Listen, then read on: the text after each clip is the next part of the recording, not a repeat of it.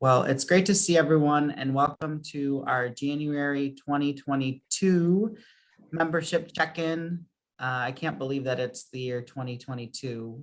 I saw on Facebook that somebody was saying it's 2022, like TOO. And in many ways, it does feel like that a little bit, doesn't it? But we'll just keep moving forward and do the best that we can. Certainly here at MACAE, we would like to come out and see you all. So I think this spring, there may be an opportunity for us to come out and visit. I know I've been to several different programs and small groups and gatherings at different and various times. So if you've got events going on and would like us to attend, please let us know and we're happy to do that.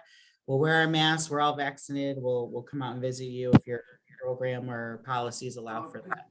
But again, welcome again to our check-in for this month. I am going to go ahead and just mute everyone so we can hear, and we will get started. Again, welcome. And welcome if we have any new members. I know we had a couple of new folks that are starting in December or even in January. And so we want to welcome you to the MACAE network and the MACAE community. I hope you find these webinars informative and just a place for collaboration, conversation. So really appreciate you and welcome. First, I want to just start by thanking our board of directors.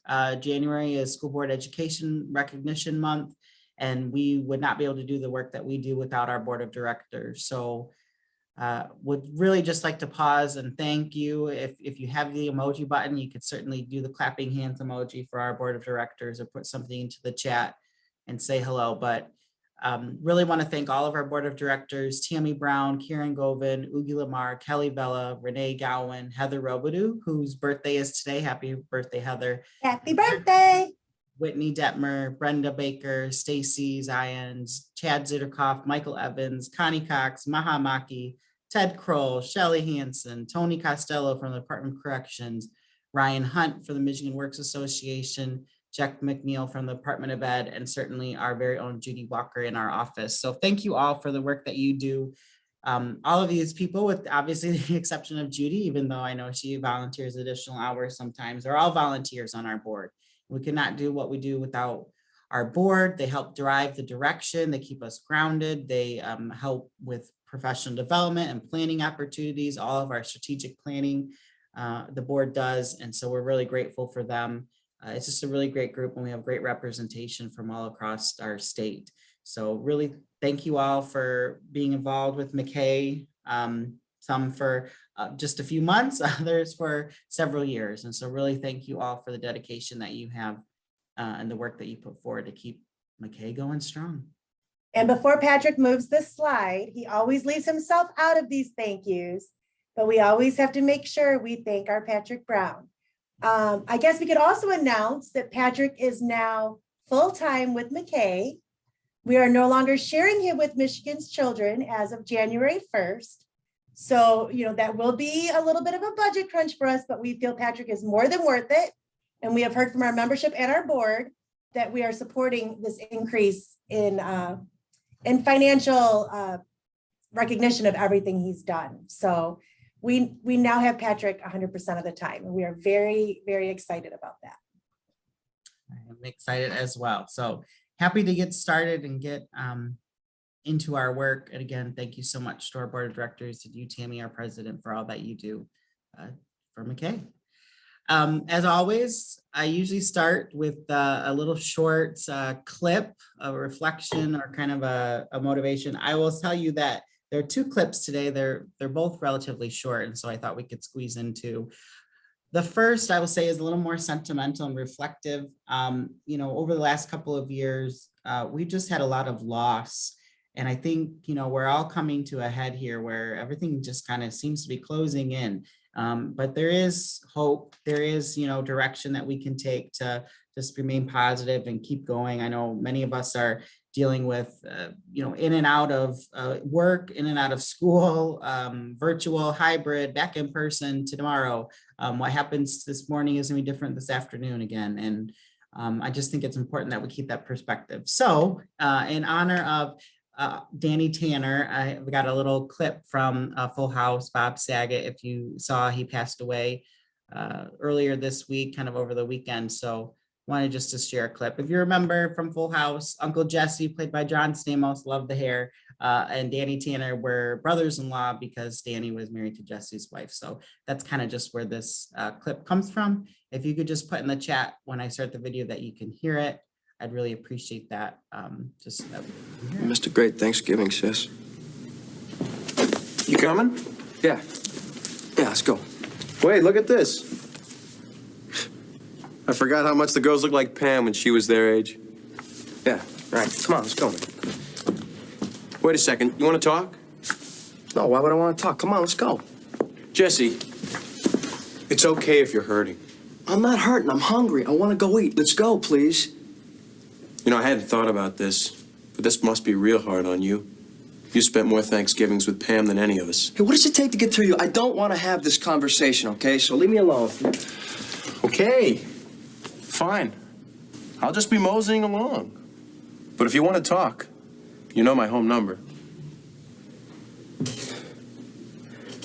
When's it gonna stop hurting, man?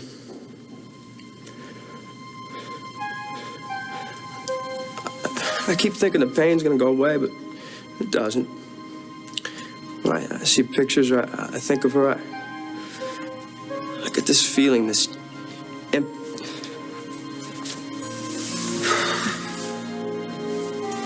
I know that feeling, Jesse.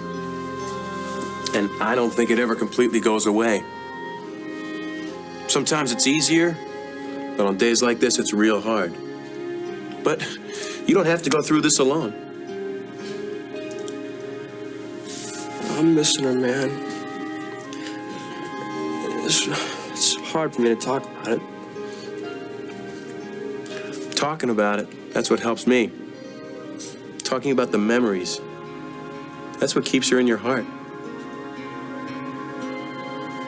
Yeah? Yeah.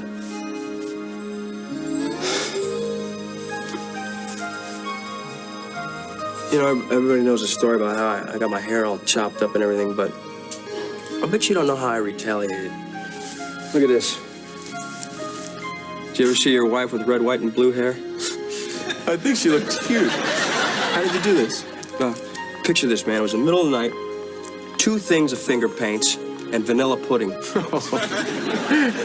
I was a wicked little 5-year-old, wasn't I? I'm glad you're here, Jesse. So just a little reflection. I know so many of us have gone through lots of challenging times, but there is hope and you don't have to go through it alone. And MACAE, that's what our network is here for, is to share positive things and be a positive place professionally for collegiality, but also for friendship. And then I have a little more upbeat because I know that wasn't the most upbeat, but I shared this on social media. If you're looking for a fun thing to follow, if you're on Instagram, you can follow St. Olaf Stories, and they have stories from Rose Island. Betty White obviously passed away. And this was funny and it's related to adult education. So I thought it might be just a funny clip to share with you all. I'm teaching history for an adult education program. It's for people who never got their high school diplomas. What else do they teach? The usual high school subjects. You mean like the 3 R's? Reading, writing, and rooster inseminating? No, we just teach the first 2 R's. Fine. But you're going to be sending people out into the world who don't know you can get a nasty rooster bite if you don't warm your hands up first. So hopefully I bring a little humor to your day. Rose Island always giving us advice. So maybe today in your classes or throughout the week, you can remind everyone of the 3 R's: reading, writing, and rooster inseminating. I don't know if there's a credential for that, but there probably is somewhere. I don't know if it's a high demand, in-demand career, but could be something worth looking into. So hopefully that sets you on a positive note for today. I'm going to write it into my 107 grant. That sounds like a great idea, Mike. See if you get any questions back about it. So wanted to pivot a little bit and share a couple of helpful resources with you. Certainly we try to touch upon all different facets of the association. And so wanted to first start with community education before and after school programming. Michigan Children, our partners there, do have a webinar coming up this Wednesday that's certainly open to everyone, but really focused on the early childhood workforce crisis that Michigan and really the entire United States is facing, having workers in early childcare. Some of the resources that are now in place, some of the new budget items that are in place, some of the new retention and recruitment strategies to really get folks into that career field. And so I've included the link there if you want to go in there. It is next Wednesday. If you'd like to register at noon, it's a virtual webinar. There's also a grant opportunity that I sent out to some of you that I know are specifically doing out of school time programming, but there is a grant that's due February 1st for out of school time programming, particularly for middle school students. So that might be something that you want to look at. I know it requires a little bit of collaboration across your entire district to be able to write for that grant, but something you might want to take a look at. And then an interesting article from the United States Census Bureau that parents and children interacted more during the pandemic. That's probably very obvious since many schools were closed and children were at home with their parents. But what was interesting was just the increased level of educational interaction and literacy that happened between parents and children, and the positive impact that has had despite many of the challenges that children have faced in learning loss, not being in person and because of all the disruptions. So our families were maybe strengthened a little bit by being at home in many ways, which I think is maybe a small little bright spot in everything that we've been experiencing. Some youth and alternative education information I wanted to share with you. The Department of Education released, and I should have put an asterisk with this, 2022 shortage areas for teacher loan forgiveness. So if you work in some of those areas, you might qualify for teacher loan forgiveness. Alternative education, and particularly around the core subject areas, is included in teacher loan forgiveness. The big asterisk that I put here, though, is that, you still have to follow all the federal guidance. And so there is, a certain number of hours that you have to be working for loan forgiveness, a certain number of programs when it pertains to most in need and minority populations that are served within your agency, within your school district. And so wanted to include the link there, maybe something that just a few of our folks could be interested in and want to look at, but certainly something that I think is worth taking a look at if you're in that particular area. Adult education is not included. MDE does not dictate what those shortage areas are. Those are dictated by the U.S. Department of Education. So just wanted to make that distinction there. Additionally, something else that has come up and just something you might want to have on your radar, those of you that have teacher certifications, the Department of Education sent out a reminder that teacher certifications are usually at the end of December or in June. So if you haven't looked in a while, you might want to see if you have a certification expiring in 2022, in June of 2022, there is a certain number of professional development hours that you need to get. I believe it's 150 to renew that licensure if you have a professional license like I do. You can get many of those things for free. You can get some through MACAE, certainly. You can look at our professional development catalog and go back and look at some of those webinars.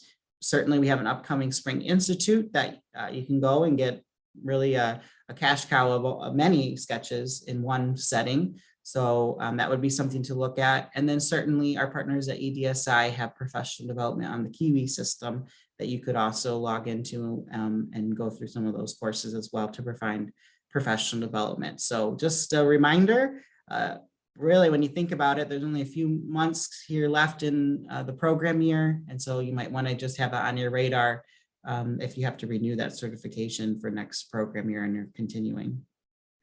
There's also a resource of the Department of Labor and Economic Opportunity, and if I can pull it here, I'll open it for you, released around different educational levels of attainment and the wages corresponding to that. I know that many times in conversations in your programs, you have conversations with families, with youth and adult learners about that. And it's really broken down by entry wages, median wages by field of study, wages by educational attainment, career technical education, credentialing. So it might be something as you're having those conversations and working with folks that are transitioning to employment or transitioning or trying to figure out what they would like to do. This might be a helpful tool to help them so that they can really see what it is. And I could see an entire lesson, certainly around a resource like this and thinking about their future and what they want to find for themselves and for their families. So I've included a link to that as well. Erica Luce, pivoting a little bit to updates from the Adult Education Office. Erica Luce, our Adult Education Manager, was planning to join us this morning, and then last night had a little bit of a change in her schedule for a couple of reasons, and so isn't able to attend in person, but she wanted to send along a few updates that I think are important for everyone. Certainly for all of those of you that are receiving WIOA Title II or planning to, WIOA Title II applications are now live. There was an email sent out through the Gov delivery, and I've included the link to that again on the Nexus system and the grant applications. There are a few, for lack of better words, technical differences between Nexus and MIGS Plus, and so that email also indicates that as well. There is one more Nexus training through the Department of Education scheduled for tomorrow, Thursday, January 13th at 10:30 a.m. Something you might want to log into if you haven't already gone in. I went on one and it looks pretty self-explanatory. Once you get in there, things are pretty labeled. There are a few extra buttons that you might need to step upon. They may need to click upon submission, but mostly it looks very similar and familiar in a format if you've been used or accustomed to submitting grant applications. That is due February 11th. So make sure that you have that on your radar as well, 11:45 p.m., February 11th. I think that might also be a change. Typically it was due 11:59. So you've got 14 less minutes to submit that grant. So just have that on your calendar so that you have that. And then if you have specific application questions, you can email Patty Higgins. Her email is there, and specific budget questions, you can also contact Sue Mazzillo in both of them in the Adult Education Office. So that was really the update that they had and wanted to share. And if you've got specific questions about that, I would just refer you to those individuals within the department that might be able to answer that specific question. Couple of other resources that may be helpful for you related to adult education and integrated education and training. Workforce GPS, which is a great resource, has a link on the Department of Labor and Economic Opportunity for job readiness resources. And there's a couple of videos that have been prepared on the Leo website for writing a resume, conducting an interview, what those look like. So those might be samples for those of you that are working with individuals preparing to enter into the workforce and going through that kind of cohort. There's also a new report from the Department of Education on understanding adult literacy in Michigan. If I can click on this, I'll show you quickly. Much of the information that, I shouldn't say much, but some of the information that is presented was presented at our MACAE Fall Conference by the PIAC, which is a part of the American Institute on Research, and they've been doing a long study over the last probably 10 years about adult literacy in the United States. And so this link is really, if you attended that session, this is really kind of a culmination of all of those different resource pieces put together. They really link to the PIAC, which shows the level of adult skills, both for numeracy and for reading in the United States. They also link to a couple of other recent research documents that are referenced, and then point to some ongoing projects that are going forth, including one in Georgia on collaboration and partnerships in their adult education system, and kind of a case study of adult learners and their needs and ongoing studies around that. So maybe something that you want to look at if you're got a little extra time and like to read those things. CASAS, those of you that use CASAS has a national news and update. They do it every month, but I thought it might be important, especially in the new year for 2022. There is one next week on January 19th. I've included a link there. You can go in there and register. You do have to pre-register in order to attend that. They are recorded and then they're always put on their website at the end. So certainly, if you miss it and can't attend it, you can always go back to their website and watch that. You can watch previous ones as well. But I wanted to make sure that those of you were aware of that. There is also an open RFP from our Department of Labor and Economic Opportunity called the Ready Construction Apprenticeship Grant.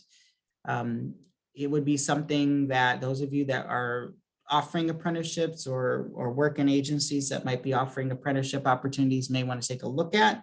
It's a multi-million-dollar grant. This would be a good point for me to say that MACAE, we have joined the Michigan Apprenticeship Advisory Council for the state of Michigan. Really fascinating conversations with employers, with statewide employers, statewide Michigan Works partners, statewide employment and training partners. And our role is to really talk about opportunities for apprenticeship programs for those individuals without a high school credential and what that can look like. If you recall, in last summer, MACAE was part of really a model put forward called the MyStairs program. I'm forgetting what the acronym stands for because we love acronyms in education and training, but the MyStairs program would offer a certain number of apprenticeship opportunities across the state, and a certain allotment of those would be for those individuals without a high school diploma or high school credential. So our voice is really trying to be there to expand opportunities for our adult learners across the state, give them a leg up, give them additional opportunities. And even then, if they don't fill one of those slots, but they do get a credential or a diploma, they are still then able to maybe transition into some of these apprenticeship opportunities that are available and have those apprenticeship opportunities paid for, and then enter into an employment right after they complete the apprenticeship. So if you're interested in those that RFP, you can certainly explore that a little bit more. The deadline is upcoming, but something I think important to share with you all. And then there is also from the U.S. Department of Education, is particularly the Career and Technical Education Division, there is a one-day, 4-hour virtual summit around advancing equity and career-connected education. I did sign up. I think it's in early February, if I recall. But it's certainly something that you may be interested in talking about. It's on February 2nd, yes, from 12 p.m. to 4 p.m. Eastern time, with a wide variety of different presenters. It is free, so it's offered by MACAE, which is the Career, Technical, and Adult Education, but it is primarily focused on career and technical education opportunities. So just something you might want to look about if you in your role are really focused on and looking on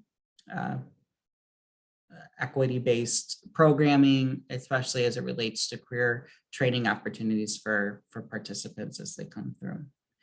This would be a good point for me to say one more, okay, is that all of you as MACAE members this year have ProLiteracy membership. And so I know that it's for us, I want to thank Judy for working with ProLiteracy to get that going. All of you should have received your ProLiteracy membership packet. It should have come in the mail to your program. That's just how they do it.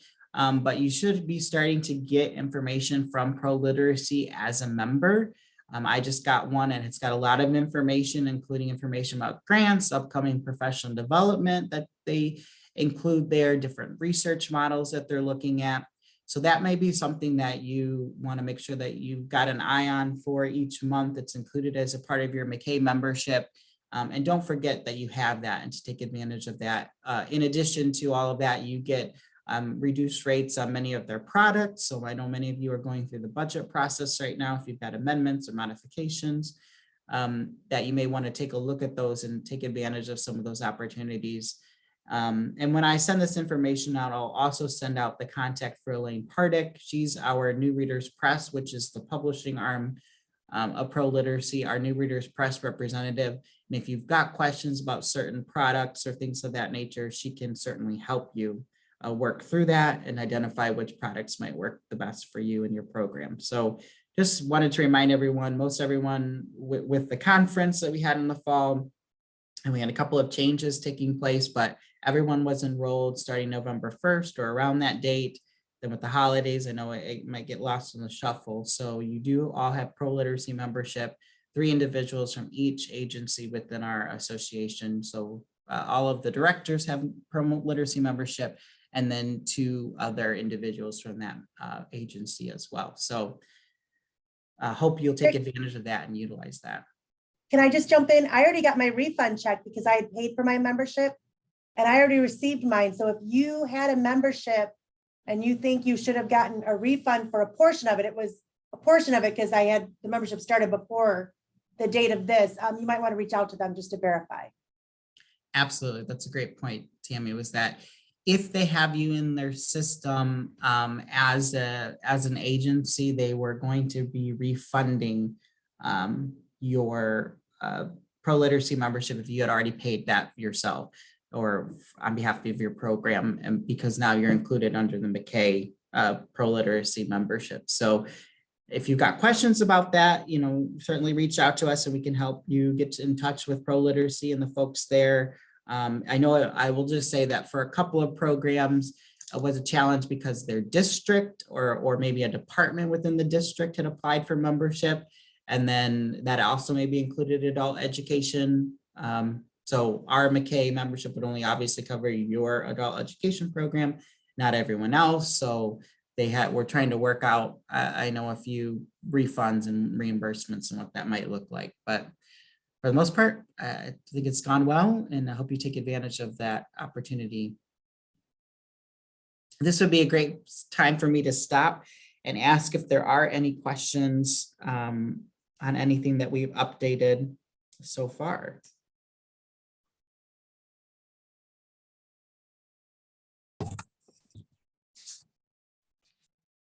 Hey, Chris, did you have a question?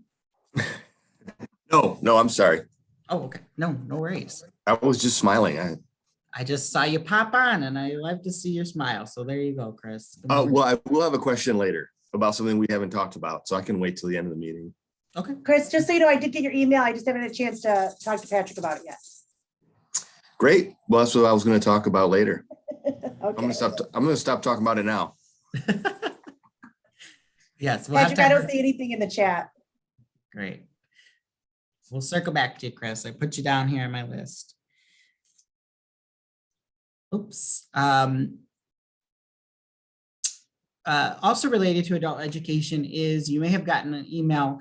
The WIOA, each state creates a WIOA unified state plan, and that includes all of the different titles of WIOA, which is the Workforce Innovation Opportunity Act, Title 1, 2, 3, and 4. And that plan is very comprehensive, hundreds of pages of information.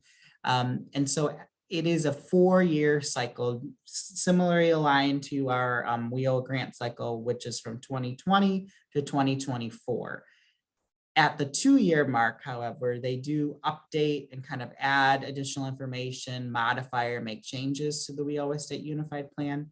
And so the 2-year mark would be 2022. So there is an open period now for us as stakeholders to give feedback on that, on the changes that are made. And so MACAE would like to invite you, if you're interested, on Wednesday, January 26th at 3 p.m. to a virtual meeting to talk about this. This will be a working meeting, so it won't necessarily be an update on what the changes are. This will be really us finding out what the changes are and really diving in and talking about those, maybe any implications. I myself have just not had an opportunity yet to review it, so I don't know if there's anything that really stands out at this point. And I haven't had an opportunity to talk with our partners at the state office about it yet as well. In the past, I will tell you that some of the changes have been very minor, maybe just a commentary or changes on impacts of what's happening in the state, both in economic growth or in unemployment and things of that nature. So I would imagine that many of the other titles not related to adult education will have significant changes. I'm just not sure what Title II will hold, but you're welcome to join us. We'll be diving into this. We'll be really focused on WIOA Title II for this particular meeting, and we'll keep it to an hour, and certainly we'll try to use that as an opportunity just to discuss any changes, and then ultimately MACAE will formalize feedback and then send that back to the Department of Labor and Economic Opportunity on any comments that we have on their modified state plan. So if you'd like to join, you can put something in the chat right now, or you can send us an email, send me an email, macaeoutreach@gmail.com, and I'd be happy to have you on that conversation.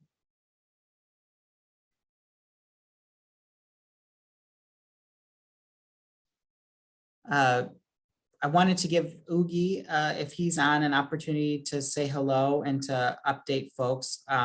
Just a few updates for you before Oogie steps in, and Oogie is our advocacy chair here at MACAE. We've been very busy. It's been a busy about 8 or 9 months. We've got a lot of projects that have been going forward. Just from the federal standpoint, as you know, and if you've been following the news, because it's very hard not to, the Build Back Better bill remains in the United States Senate, and there is fierce negotiation happening. There is a provision that was passed in the House that would increase WIOA funding for Titles I and Title II across the board. So potentially Michigan could see additional resources around WIOA title services if the Build Back Better is passed. But certainly, as we've seen, politics is politics, and there's a lot of wrangling going on between the House and the Senate, the Democratic and Republican caucuses to pass this. So things really are, for the short term, up in the air on the Build Back Better. There's fierce advocates on both sides. There's really not much more to add between that. I mean, it's really at a stalemate at this point. But I think there will be movement here in the next couple of weeks. Certainly, if you're watching the news, the Democratic caucus is encouraging and would like the House or the Senate to move on a series of bills prior to Build Back Better. And then certainly both the State of the Union will be an important marker for President Biden to talk about the Build Back Better bill. There are elements that would impact our families that we work with all across, from early childhood development grants all the way to adult skill building. So there are some pieces in there that we would be supportive of, and we would want to look at as additional opportunities to expand access and equity. And so we've been in contact with our state representatives as well as our federal representatives around this, the implications and what it could benefit or mean for the state of Michigan. And certainly a majority of the caucus from Michigan is in support. The governor's State of the State address is scheduled for January 26th. It will be a virtual State of the State address. We're also anticipating that the governor's State of the State address will be a little not fuel to the fire, but will be a little bit of fire to the legislature to move. There are still almost $5 billion of federal COVID relief that have not been allocated to Michigan. A part of that does include a recommendation that we have been pushing forward to the legislature for direct investment in adult education. But there are so many stakeholders involved in these conversations. There's, the legislator has been on break just until yesterday over the winter holiday. And so they're coming back and they're starting these conversations again. But the governor's State of the State address is expected to be really a point to say we need to get resources to programs and to families. And so we would anticipate that something will be coming forward in the next few weeks or months here in February and maybe into early March to try to move some of these things. If you recall, right before the Christmas holiday, there was a bill that was passed. We were anticipating that. We were not anticipating the adult education would be included in that conversation as expected, but we have been told that our proposal is something that both caucuses can support. And so now it's a matter of making sure that the legislators in support, as well as the governor's office and all key stakeholders that need to be. So the next few weeks will be quite busy for us as we circle back to those conversations with the governor's office, with the state legislator, with House and Senate leadership, and really try to just make sure that this is included in some capacity in these larger conversations. Ugi, did you want to add anything or talk about maybe the redistricting a little bit as well?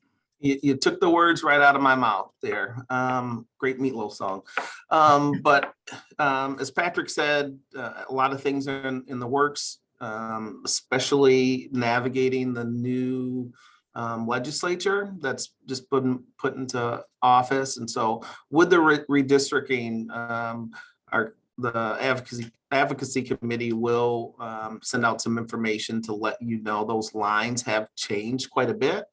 And so we'll be able to put some resources together for everybody to be able to understand where their new districts are.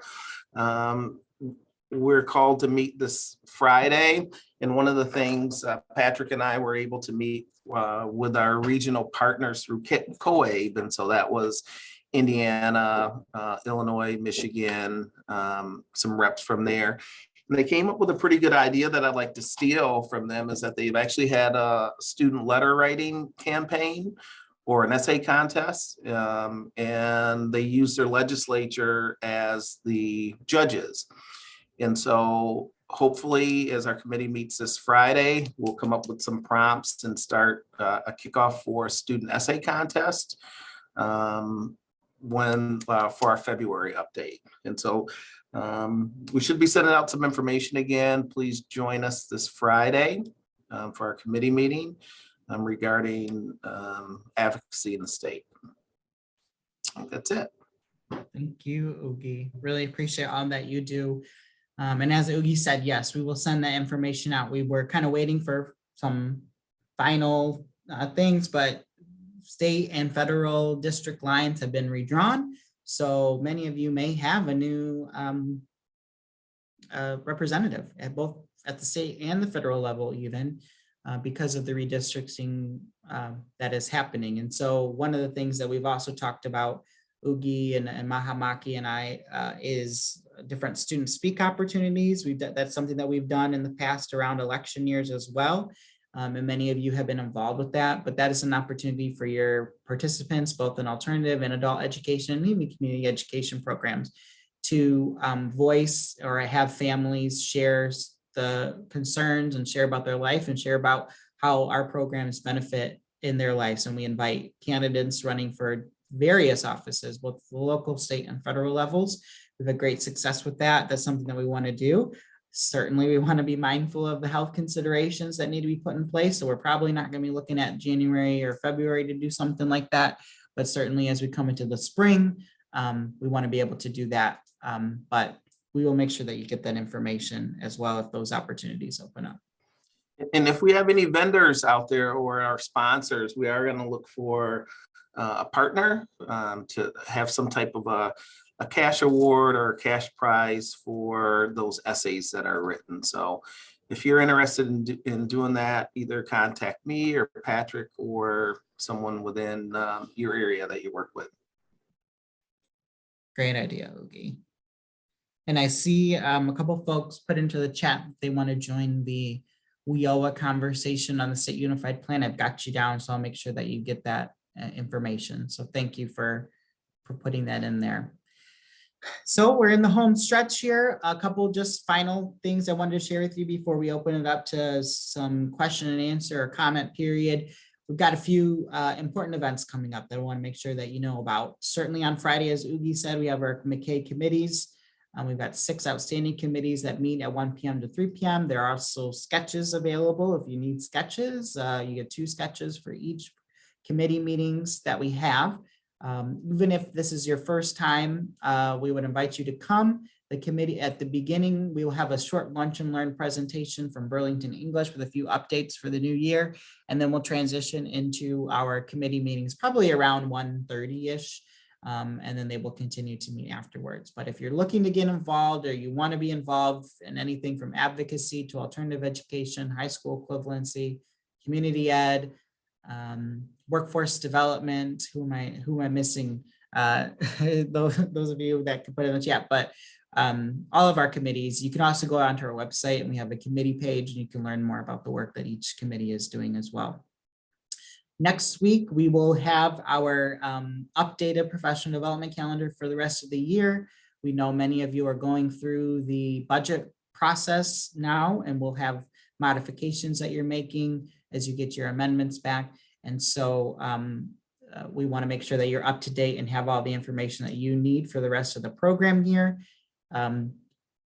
Typically, in the past few years, we've had a professional development calendar established at the beginning of each program year.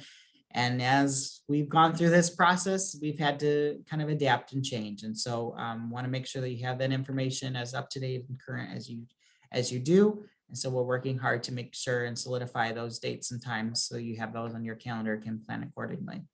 Also, something that we'll continue to be sharing information out, but want to make you aware of is that the week of February 7th, we are going to be bringing back our adult education focus groups. If you remember, we introduced those last program year, and those were opportunities for adult education focus groups to talk, providers to talk by the size of your program based on the number of participants that you typically have.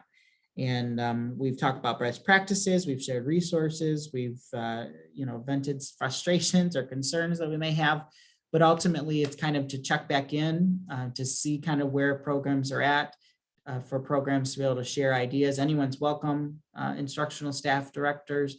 And so the breakdown will be as followed. It will be every day, Monday through Thursday that week, according to your group size. So according to your program size. So large programs will be meeting on Monday, February 7th at 3 p.m. So that would be 500 participants or more in your program.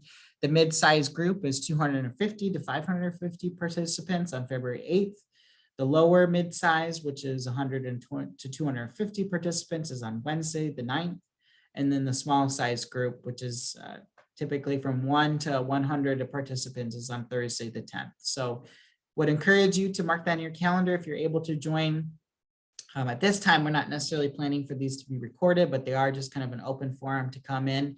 If by chance you are not able to make your individual one, let's say, you got 100 participants and you can't make Wednesday, you could certainly come and attend any of the others. But just please be aware that some of the themes or some of the challenges may be different because of program size. And that's one of the benefits that we had of those groups, was to realize that some of the challenges from those of you that maybe have 50 participants are quite drastically different than some that maybe have 600, 700, 800 participants. So just keep that in mind if you are not able to attend your specific one, but are going to be floating around. And you're more than welcome to come to more than one if you have time or would like to have those conversations as well. Our next membership check-in will be moving back to the first Wednesday of the month, February 2nd at 9 a.m. Please join us then. And our next MACAE committees are also on February 11th. And then the MACAE Virtual Spring Institute is scheduled for March 17th and 18th. Our committee will be meeting this afternoon briefly to kind of square up a few things, and then we'll definitely make sure that you have information out here at the beginning of next week on that, including pricing, along with that professional development calendar that I listed, and then the dates and kind of a rough estimate of the hours that will be ongoing. We are leaning into this virtual format. I want to say we did obviously look at if there was an opportunity for an in-person format, and just at this juncture, we were not able to do that because of the health considerations that need to be in place. And so our hope, our plan is to be back in October of 2022 at our MACAE Fall Conference and have an in-person event. And so we're going to make the most of this, and we'll keep working hard to make sure that the quality is there and that we try to keep it energetic, upbeat, and be attentive to all of you that are working and trying to attend virtually as well. So we are cognizant of all those things. We've got a great team in place that's helping us kind of work through that, look at themes, look at keynotes. I will say that it will be much more scaled back from the fall conference. There will be maybe longer sessions that we're looking at, so you can kind of have a more intimate or deep dive into some particular themes, and more information will be coming next week on that as we continue to meet. We do have professional development that the Reading Works Network is putting on that I wanted to share, and MACAE is happy to help sponsor that and to be a part of that. And our very own Sister Janice, MACAE member from Siena Literacy Center, is the keynote speaker there, and it's called Creative Leadership in Changing Times, and will really be focused on the principles of adaptive leadership and leading versus managing, and skills to continue to motivate yourself as a leader. So if that's something that you're interested in, you can go onto the MACAE website and register. It's $25 for members. If you're within the Tri-County area of Metro Detroit, so Wayne, Oakland, or Macomb counties, and you're part of the Reading Works Network, you can register for that at no charge. And so you can email Karen Govin, and many of you already have that information, but you could also email us at our office and we can get you in touch with those. But we are looking forward to that presentation. It should be a great event. Sister Janice always does a fabulous job, and so we really appreciate Sister Janice and the Reading Works Network for being great partners as we continue to provide professional development, again, in many ways that we can. So with that, I am going to stop our recording so that we can have a conversation. This is the point of our meeting, last 15 minutes or so, where we allow for questions or comments or any concerns that people may have. If you have something, you can put it into the chat. You can raise your hand or you can unmute. But for those of you that may need to sign off, I want to thank you for your continued dedication. Keep up the great work. We're here if you need us. Please reach out to us. Reach out if you have questions or concerns. We also, I will say before we go into Q&A, we love to see success stories. We're getting to the point in the year where we're seeing more and more success stories. And with winter, we need happy news. So if you've got great stories or things that you want to share, please tag us on Facebook or email Judy or I with those stories. We'd love to share those out and just have a collection of those that we can share out in our next newsletter or on our social media. And it just really kind of helps to keep everyone energized and really inspired throughout the next couple of months as well. So thank you all. If you have to sign off, we'll see you in February for our next check-in. Certainly join us for the MACAE committees. But now we'll open it up to questions and comments if anyone has anything.